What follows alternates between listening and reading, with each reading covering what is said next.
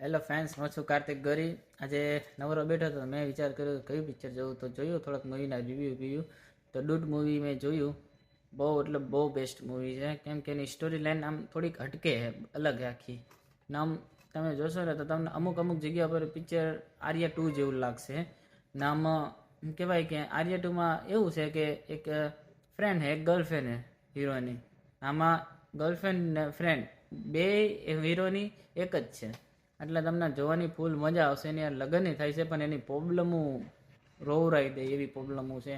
છેલ્લે તમે એની એન્ડિંગ તમે વિચાર કરશો કે આની એન્ડિંગ શું થશે, પણ એની એન્ડિંગ એ બહુ ખતરનાક છે. બધાને હીરો બધાને ભેગા કરી નાખે તો ખુદ એકલો ઊભો રહી જાય.